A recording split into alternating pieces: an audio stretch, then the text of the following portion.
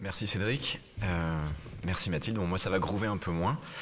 Je suis Jean-Pascal Fournier, je suis médecin généraliste en MSP à Nantes et je suis enseignant-chercheur au département de médecine générale de Nantes, petit lien d'intérêt, et également dans l'unité de recherche prévention, organisation et parcours en soins primaires de l'université d'Angers.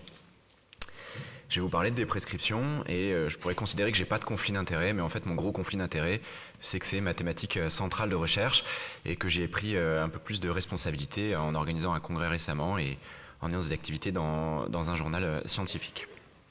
Alors, voyage dans le temps, hein, Mathilde l'a dit, il y a 2 ans, on nous avait invités à faire la plénière d'ouverture, donc voilà, faut croire qu'au CNGE, on aime bien les vieux pots et les bonnes confitures. Je vous redonne la définition de la déprescription pour vous illustrer d'emblée que quand on parle de pertinence et de qualité des soins, la déprescription elle a tout son sens. Il s'agit bien du processus de retrait de médicaments identifiés comme inappropriés, dans un processus qui est supervisé par des professionnels de santé dans le but de gérer la polymédication et d'améliorer les résultats. Si vous voulez en savoir plus, guettez les prochains numéros d'Exercé. Il y a un article pour la rubrique soins de Jérôme Nguyen-Sonnen qui devrait paraître prochainement. Et là, entre 2022 et aujourd'hui, il s'est passé pas mal de choses, notamment cette conférence pendant laquelle 180 chercheurs, enseignants et cliniciens, experts du monde entier sont venus nous présenter quelles étaient leurs activités de recherche, leurs produits de recherche, dont certains pour lesquels je vais pouvoir me permettre de les réutiliser dans cette conférence. Et puis là au CNGE cette année, c'était une agréable surprise que de voir que l'atelier Déprescrire pour les nuls mené par Amélie Richard était complet en quelques minutes, j'ai même pas pu y rentrer, et que donc il y avait la place dans cette conférence d'aborder encore la thématique de la déprescription. Sauf que le législateur ne nous a pas attendus et que dans la nouvelle convention, la déprescription est rentrée par la grande porte à travers 2 objectifs. La déprescription des IPP avec un intéressement pour les économies, par les économies effectuées par les médecins généralistes à hauteur de 20% à partir de janvier 2025 et puis dès janvier 2026 la possibilité de coter une consultation longue pour les patients de plus de 80 ans. Encore une fois, la déprescription est bien identifiée dans ce texte de loi. Pour en avoir parlé avec les collègues internationaux, a priori on serait les premiers à avoir fait rentrer la déprescription dans une loi. Alors, ceci étant dit, c'est bien d'avancer sur les opportunités pour les médecins généralistes d'avoir des intéressements dans leurs actes, mais finalement, comment la recherche se met en marche pour produire des outils et des données qui sont intéressantes pour les médecins généralistes. J'ai choisi de vous illustrer ça à travers 3 programmes de recherche, un qui est terminé et récemment publié, un qui est quasiment terminé, et puis un qui va être lancé en 2025. Et pour le premier exemple, je vais parler d'un des classes des médicaments qui a été identifié dans la top 5 list présentée par Mathilde. Je vais vous parler des benzodiazépines et hypnotiques. Je vais vous parler de l'essai IONS-NB qui a été mené par nos collègues canadiens de Dalhousie, notamment David Garner, très récemment publié dans le JAMA Psychiatrie. David Garner et son équipe, c'est l'équipe qui est derrière l'initiative Sleepwell ou mieuxdormir.ca. Je vous recommande très chaudement d'aller visiter leur site qui présente vraiment une mine de ressources sans limite autour de la thérapie cognitivo-comportementale de l'insomnie, que ce soit à travers des livrets pour les professionnels de santé, des documents pour les patients, et puis des témoignages de pères aidants. Je vous recommande vraiment, si vous avez un trou entre 2 consultations, de regarder la vidéo de Georges Marcoux, qui nous présente un témoignage édifiant de la façon dont il a pu arrêter progressivement ses hypnotiques et comment sa qualité de vie a changé. Georges nous avait fait le plaisir d'être notre grand témoin pour une des sessions de la dernière conférence. C'est un type vraiment extraordinaire et je pense qu'on devrait plus souvent utiliser les témoignages de pères aidants dans nos initiatives. Alors, plus précisément, qu'est-ce qu'ils ont fait dans cet essai ? Eh bien, ils ont utilisé leurs outils de TCC de l'insomnie et ils l'ont comparé à des documents d'éducation des patients qui étaient reconnus comme étant efficaces, notamment la brochure Empower. Ils ont lancé des spots télé, des spots radio pour proposer à des patients qui étaient sous hypnotique de participer à cet essai.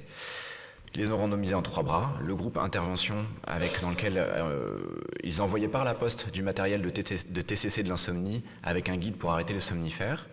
Dans l'autre bras, juste la brochure Empower, et dans l'autre bras, bras contrôle, les soins usuels étaient continués. Qu'est-ce qu'on peut retenir de ce programme-là?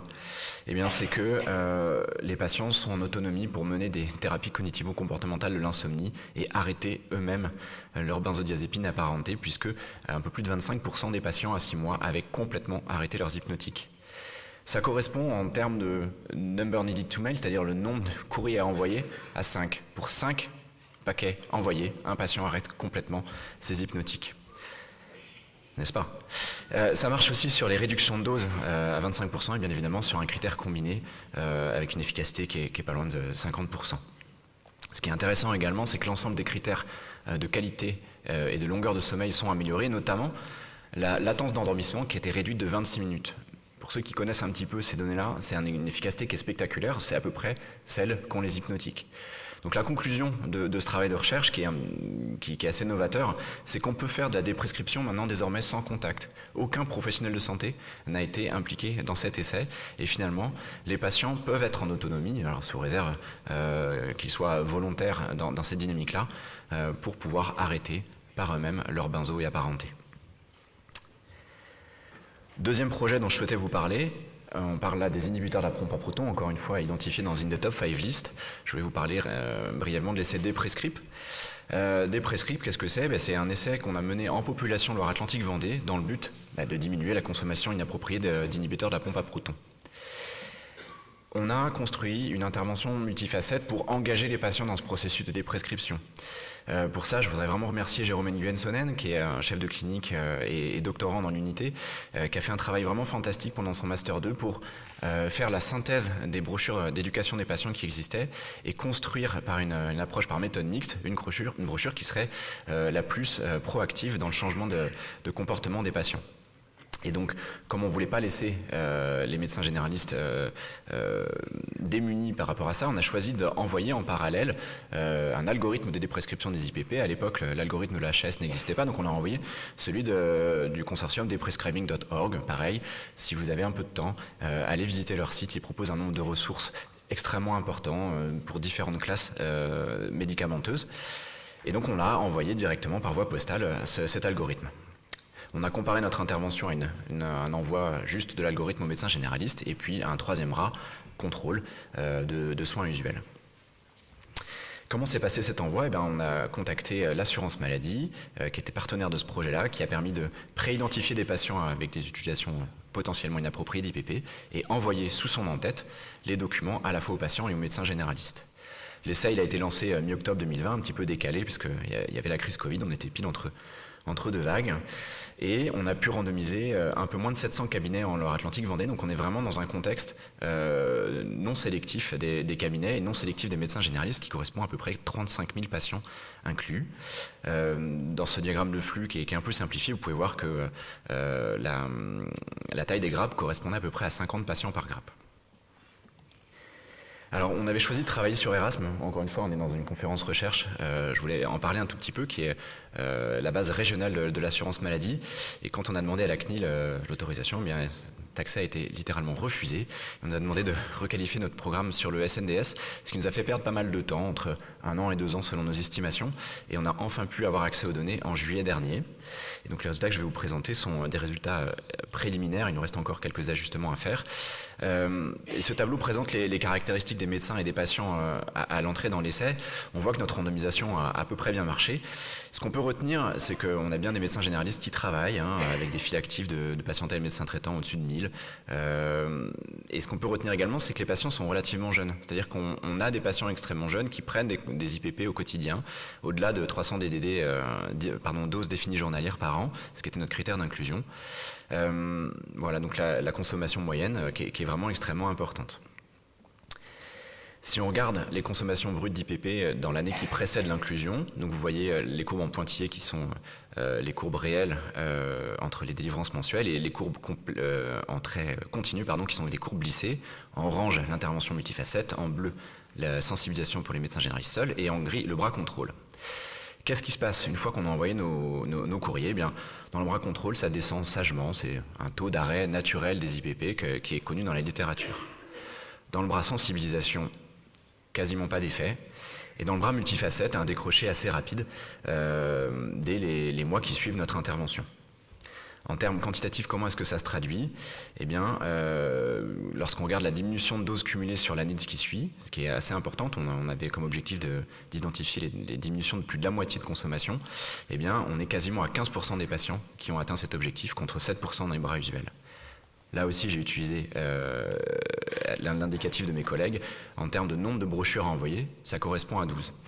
Alors, en fait, je voulais vraiment donner ce message-là à Marguerite Cazeneuve, donc il va falloir qu'elle regarde notre présentation en différé.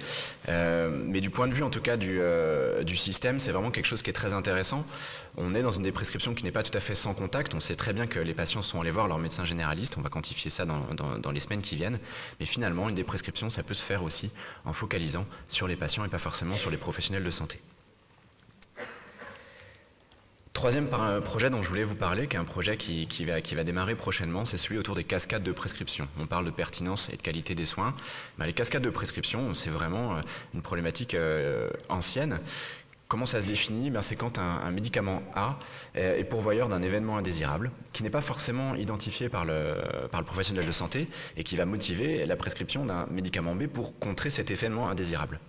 Typiquement, les IEC peuvent donner de la toux, et la toux peut être contrôlée par des antitussifs ou des traitements de l'asthme ou de la bronchite chronique. Alors, il y a des cascades de prescription qui sont intentionnelles et même appropriées. Si on réfléchit par exemple à la constipation sous opioïdes, bien évidemment, prescrire des laxatifs pour corriger cet événement désirable, on va considérer que c'est approprié. Mais dans la littérature, c'est 25 cascades qui ont été identifiées potentiellement, dont 9 qui sont identifiées comme cliniquement prioritaires, et on n'a aucune donnée en France. Nous, notre hypothèse, c'est que l'enseignement de pharmacologie et thérapeutique est extrêmement bien fait et que ce phénomène ne peut pas exister à l'échelle française. Mais on s'est dit qu'il fallait quand même qu'on creuse un peu plus loin et qu'on aille un peu au-delà de notre orgueil, et on a décidé de travailler sur la cascade qui est sans doute la mieux décrite dans la littérature, qui est celle qui est associée aux inhibiteurs calciques qui sont pourvoyeurs d'œdème de membres inférieurs et qui sont contrôlés par des diurétiques de Lens. Encore une fois, sincèrement, quand j'ai lu ça, moi je me suis dit c'est pas possible, ça n'existe pas. Et on a fait la littérature et c'est pourtant finalement 3,5 millions d'utilisateurs et d'utilisatrices prévalentes en France pour une prévalence estimée de la cascade qui est entre 4 et 12%. Sachant que cette cascade-là, dans la littérature aussi, elle est pourvoyeuse d'augmentation des hospitalisations et de passage aux urgences à 90 jours. Alors Thomas Morel, qui lui aussi est un jeune doctorant prometteur dans notre unité, a choisi de se saisir de cette question de recherche et il a déposé un projet à l'appel à projet P4DP qui a été retenu cette année, dans lequel il a inclus 4 objectifs. Le premier, c'est vraiment d'identifier cette cascade. Est-ce qu'elle existe ou pas à l'échelle des soins primaires français? Pour ça, l'analyse de symétrie de séquence, qui est un grand classique de la pharmacoépidémiologie, va être menée au sein du SNDS et on devrait avoir ces réponses-là. Ce qu'on va essayer de voir, notamment en termes de critères de pertinence et de qualité des soins, c'est si cette cascade elle est associée ou pas dans notre système à des hospitalisations. Pour aller un peu plus loin, Thomas propose de déterminer sa prévalence à l'échelle des soins primaires uniquement sur les prescriptions des médecins généralistes. Et pour ça, on a la chance de pouvoir travailler prochainement sur P4DP, puisque ce sont des variables qui ne vont pas être facilement requêtables sur les SNDS. En tout cas, on va avoir un grand phénomène de bruit. Et là où c'est encore plus intéressant, c'est qu'on va aller pouvoir plus loin sur 2 projets. Le premier, c'est pouvoir voir s'il y a des cascades de prescriptions non médicamenteuses, c'est-à-dire non pas une prise en charge des œdèmes des membres inférieurs par une prescription diurétique de Lens, mais cette fois-ci par la prescription de contention veineuse. Et puis un quatrième, qui est sans doute le plus intéressant, c'est d'identifier les déterminants qui sont associés à la présence de cette cascade. Est-ce que ce sont des médecins qui présentent des caractéristiques d'activité particulières? Et ça, c'est vraiment quelque chose qui, sur l'échelle internationale, va être extrêmement intéressant, puisque nos collègues sont un peu jaloux qu'on puisse avoir accès à ces données et pas eux. Donc là, encore une fois, c'est plutôt les bases de données françaises qui vont nous permettre de répondre à ces questions. Et on en est vraiment reconnaissant à tous ceux qui montent le projet P4DP. Alors ma conclusion en forme complètement lèche-botte, mais encore une fois Marguerite Cazeneuve va rater ça, c'est que l'assurance maladie, en tout cas telle qu'on la conçoit nous à Nantes, c'est vraiment un partenaire de recherche. C'est donc des collaborateurs qui sont inclus extrêmement précocement dans la construction de nos priorités de recherche, dans la mise en place de nos projets. Et ça c'est vraiment quelque chose sur lequel je pense on pourra discuter tous ensemble un peu plus tard. C'est que nos bases de données françaises, même si elles sont limitées, elles sont un atout extrême pour la recherche. On l'a vu dans les CD Prescript. On ne peut pas arriver à ce genre de puissance, on ne peut pas arriver à ce genre de validité externe si on n'a pas l'atout du SNDS. Après, un parent pauvre pour l'instant de la recherche en déprescription, c'est qu'on est extrêmement malhabile à évaluer le bénéfice environnemental des interventions de déprescription et le bénéfice sociétal, au-delà des analyses médico-économiques. Alors la prescription, je vous l'ai dit, moi c'est vraiment un sujet qui m'éclate. Donc il y a encore pas mal de dates en 2024 et 2025. Donc si vous voulez nous rejoindre, on revient à Strasbourg l'année prochaine pour la journée de l'Homédie de Grand Est. On sera à Angers aussi au printemps. Et puis pour ceux qui veulent creuser un peu le sujet, je vous recommande d'aller lire le hors-série de Basic Clinical Pharmacology and Toxicology de l'année dernière, qui présente vraiment l'ensemble des papiers les plus pertinents pour ceux qui voudraient vraiment se poser des questions sur le sujet. Et puis pour ceux qui travaillent déjà là-dessus, on fera un deuxième hors-série au printemps prochain, donc n'hésitez pas à soumettre. Voilà, je vous remercie sincèrement de votre attention.